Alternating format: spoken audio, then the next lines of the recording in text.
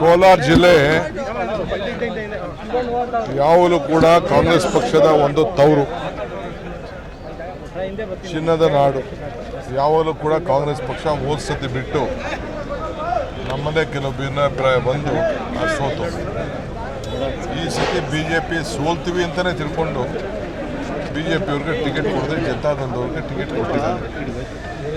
ನಾವು ಇಡೀ ರಾಜ್ಯ ಗಮನದಲ್ಲಿಟ್ಕೊಂಡು ನಾವು ಈ ಬಾರಿ ಒಬ್ಬ ಯುವಕರಿಗೆ, ವಿದ್ಯಾವಂತರಿಗೆ, ಪ್ರಜ್ಞಾವಂತರಿಗೆ ಟಿಕೆಟನ್ನು ಕೊಟ್ಟಿದ್ದೇವೆ.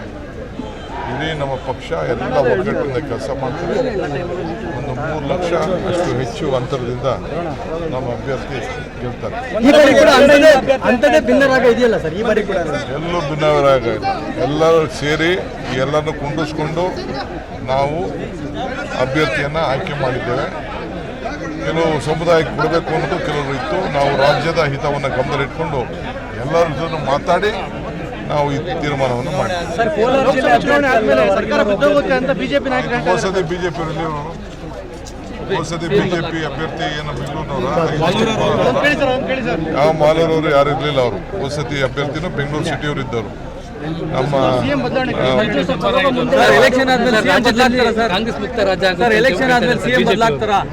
ನಮ್ಮ ನನಸು 136 ಸೀಟ್ ಗೆದ್ದಿದ್ದೀವಿ, ಆಯ್ತಾ. ಬಲಿಷ್ಠವಾಗಿ ಇಡೀ ದೇಶದಲ್ಲೇ ಬಲಿಷ್ಠ ಅಂತಂದ್ರೆ ಕರ್ನಾಟಕದಲ್ಲಿ.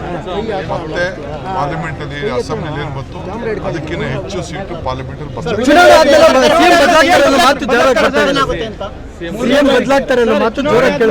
ಚುನಾವಣೆ ಆದ್ಮೇಲೆ ಬಿಜೆಪಿ ಅವರು ಹೇಳ್ತಾವ್ರೆ ಸರ್, ಸರ್ಕಾರ ಬಿದ್ದೋಗುತ್ತೆ, ಹಗಲು ಕನಸು ಹಗಲು ಬಾವಿ ಬೀಳ್ತಾವ್ರೆ.